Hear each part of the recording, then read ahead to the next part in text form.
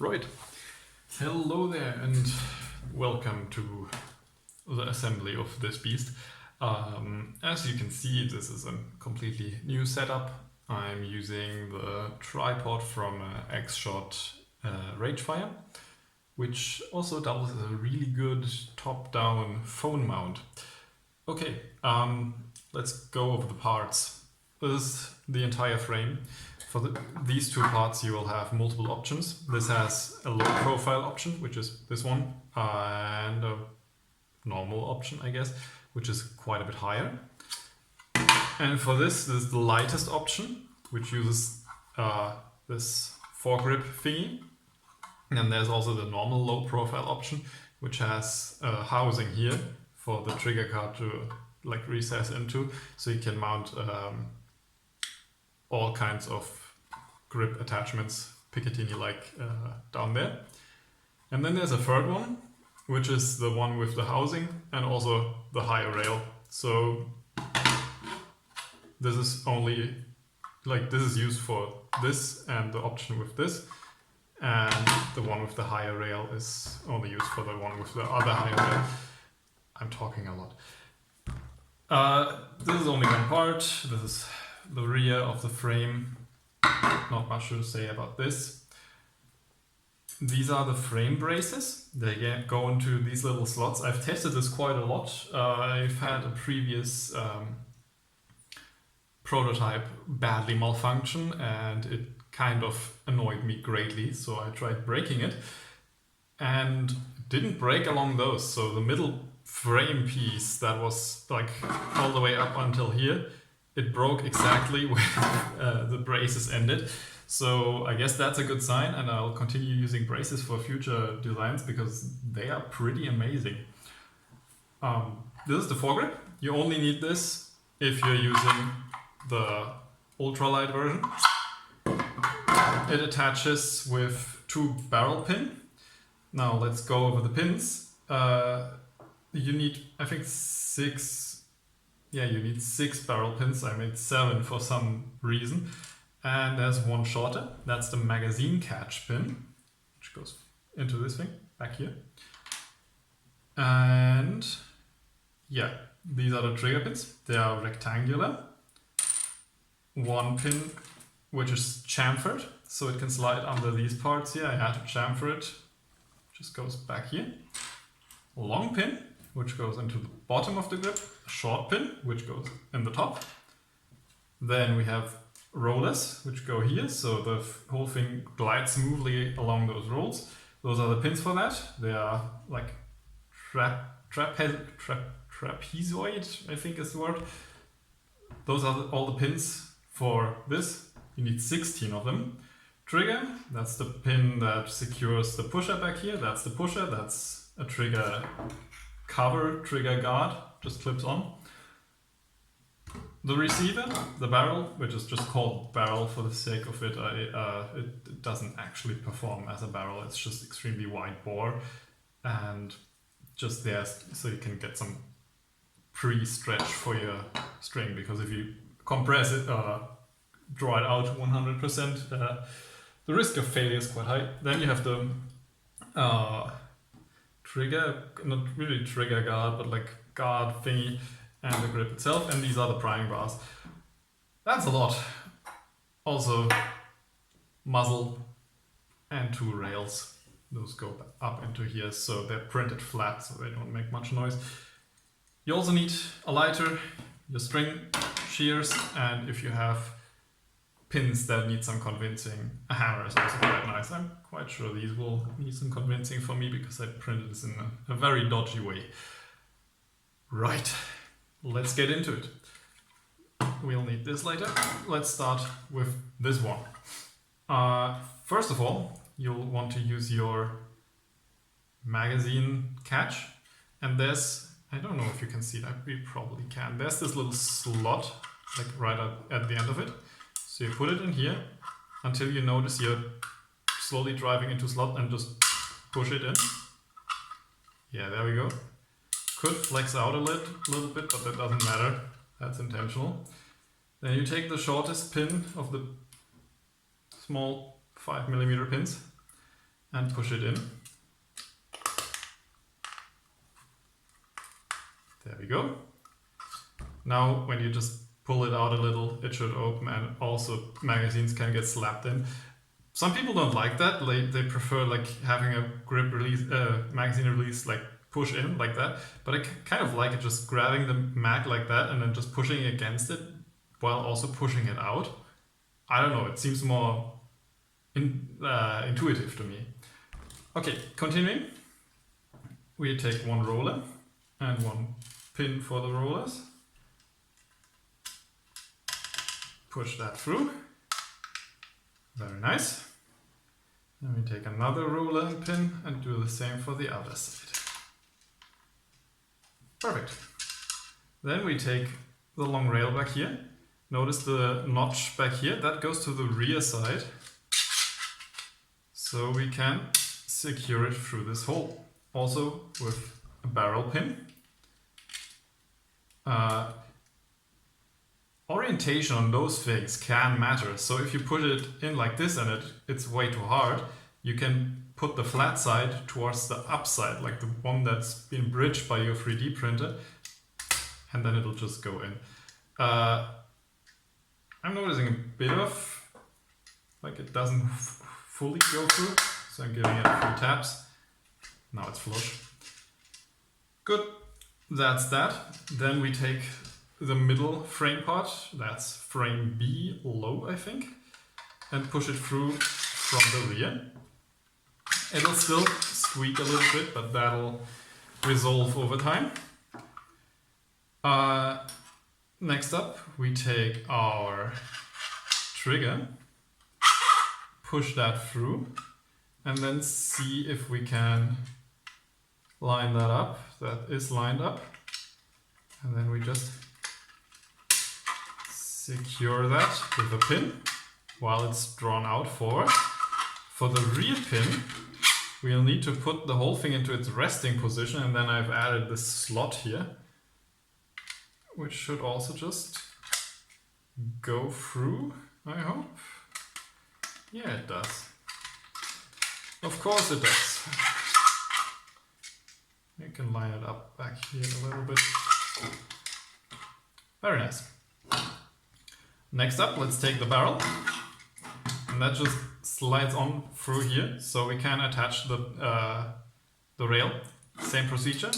Right here we have the pinhole thingy, so we just push that in here.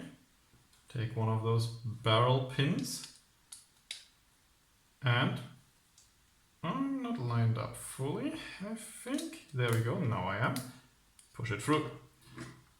We can also, while we are still able to move this thing freely, install the rollers. Ooh, there we go. That roller seems a little loose. I don't know if that'll be that great, but they will secure themselves, so shouldn't matter. They're in a sliding space in there. So there we go. Also somewhat holds. If a part doesn't want to stay in the space you've given it, a drop of super glue will absolutely fix that. And if your pins absolutely won't go in, even despite your hammering it, just reprint at a slightly smaller size. You don't want a pin splitting a line in a part that's this big. So just take your time and reprint. While I'm talking, I should probably also say what I'm doing here. This just you put it on and then just put the pin through. Pretty simple. Most of the construction of this thing is very simple. The main point is put this thing, pre-assemble this part, put it in there and then continue assembling, because otherwise you won't be able to get this out. That's the whole gist of it. Okay, then we put in another one of those trigger pins, and that's the entire receiver mostly done.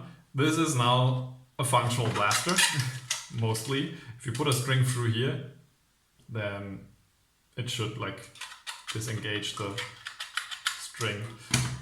Okay, let's continue. Next up we need the pusher.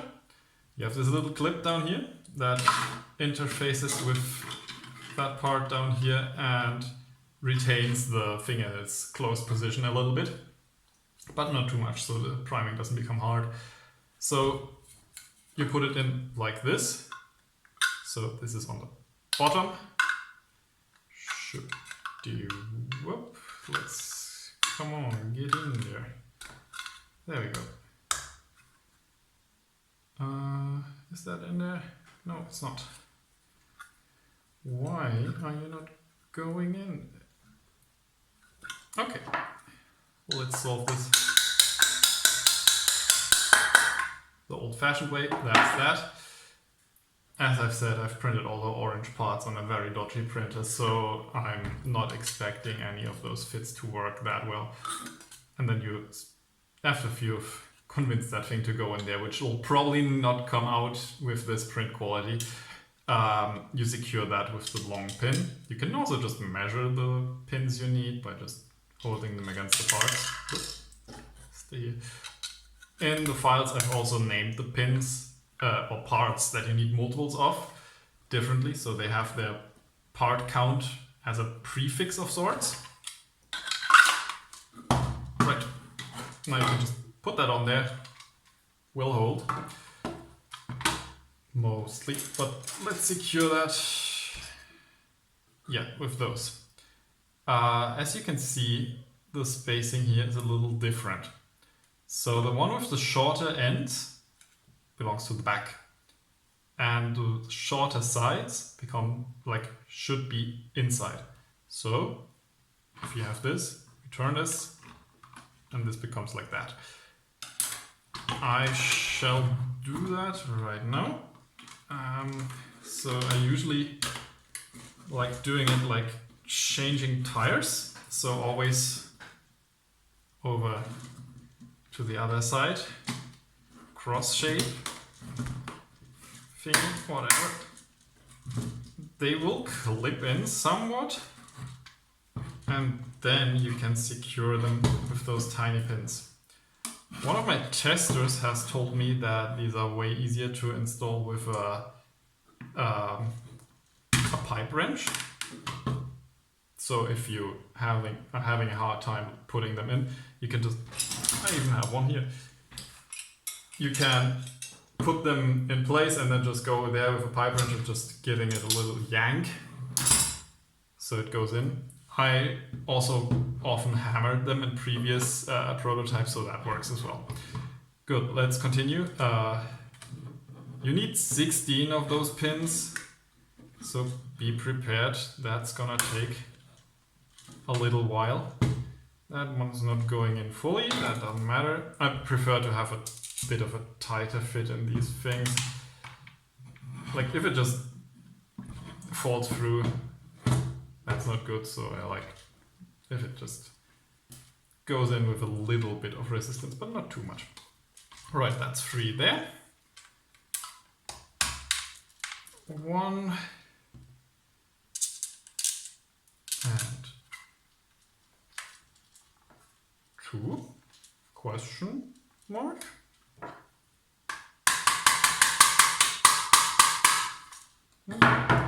No? Oh, we're not aligned. Well, things like that happen. Let's put the last one in first.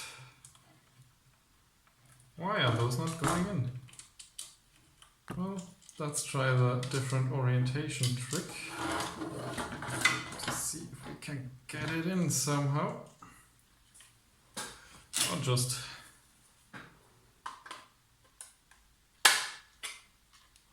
thank you, Domochevsky.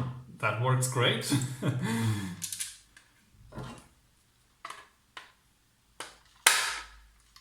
Amazing.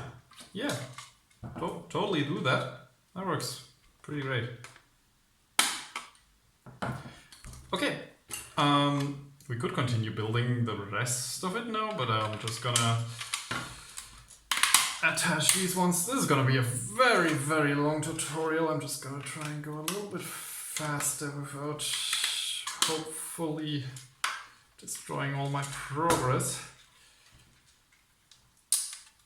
But yeah, I could talk about the evolution of this thing a little bit.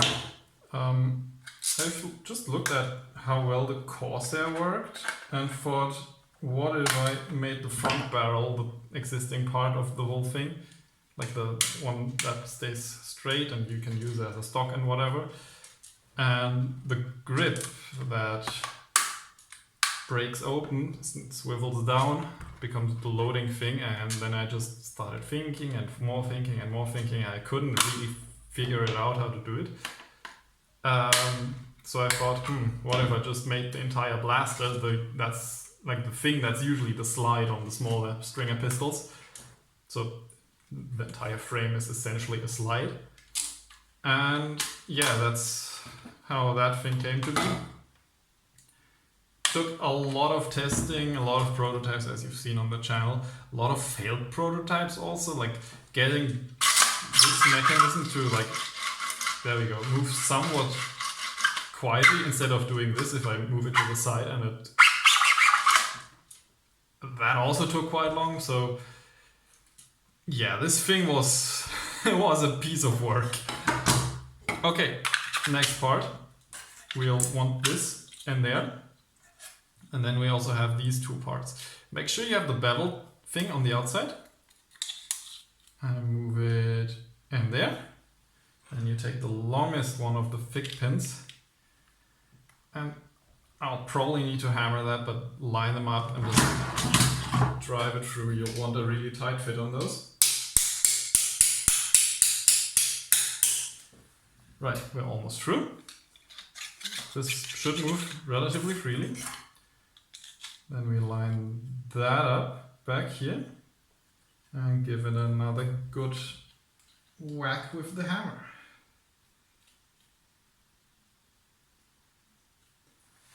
Lined up and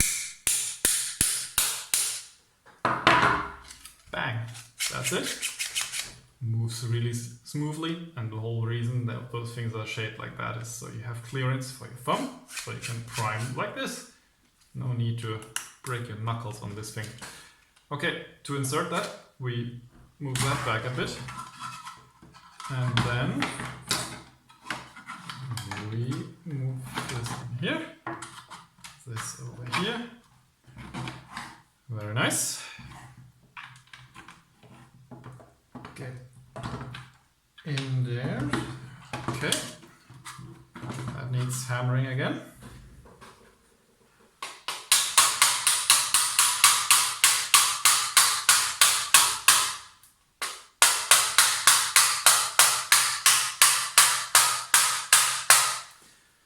Mother of bad clearances. Okay, for the final version I will make that a little smaller so that becomes a bit easier, I hope. Okay, and then we take the one with the beveled edges. And let's do that the other way around so it becomes easier for me. Right, and then send it home.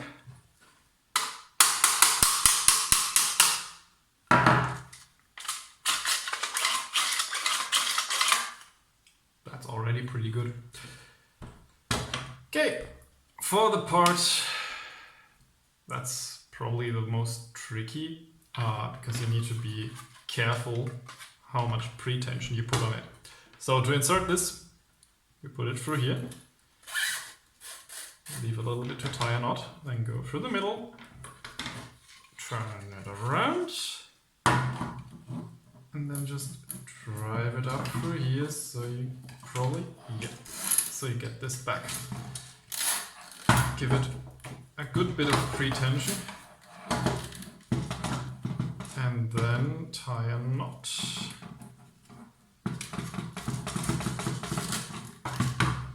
Okay, that's pretty tight. I hope it's not too tight, so we'll make a soft double knot. Should do work. and then we can just test if it works. There we go, I didn't have a good grip on this. That sounds good. Primes really nicely. So I'll quickly give that like close knot, and we'll take our shears, cut off the ends, and cinch them so they don't start fraying out and opening. Good. Working blaster. If you want to run it like this, I wouldn't advise it, but it works. Okay, I'll probably do this like that. Right, and here, God, the print quality. I should really throw my Viper away. This is the worst print I've ever had. Ever since I've had the P1P, I've been printing most things on that, and the clearances have been amazing. But Viper is really not up to spec. Yeah. You have these little retention thingies. I don't know if you can see them on the camera, but like there's a bit of a thicker part that interfaces with the cutout here. You can also just run the cutout if you want. We'll line it up a little bit.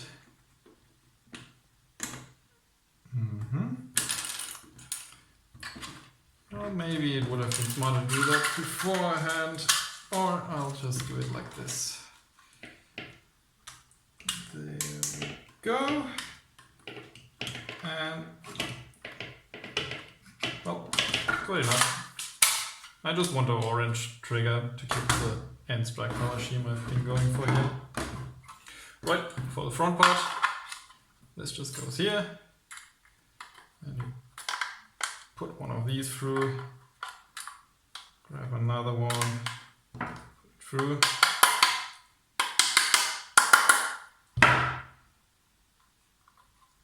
Holds, works nicely. These are a very tight fit to get into here, but they're not really supposed to come off anymore, so I just went with a really tight fit. This, you can see these little nubsies. You twist, push it in there to the max so it's flush over here, and then just give it a little twist. So let's try that. Would probably have been easier without. Well, yeah, there we go, it grabbed without the grip, so we'll just slowly wheel it in there. Probably can also do this.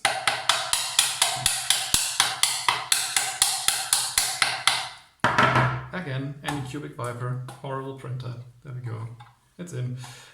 Last time I printed this on the P1P, it just went like in relatively smoothly and could be twisted without any external tools. So yeah, calibrate your printer, whatever. Okay, then this part just like goes into the rail up here. You can push that in. Put the last of your pins into place.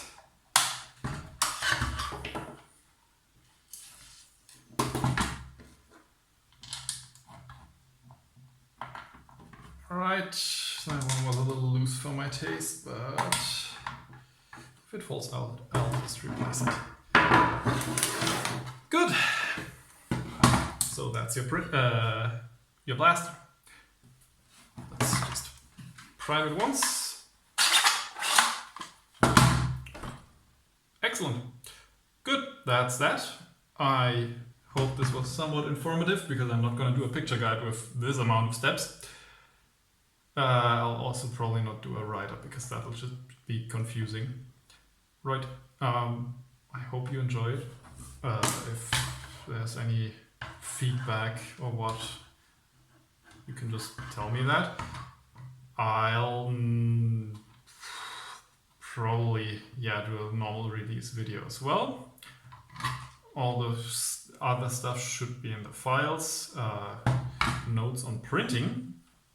Receiver, like the big L-shaped part of the magwell, and the middle part here should be printed using support, only on the build plate.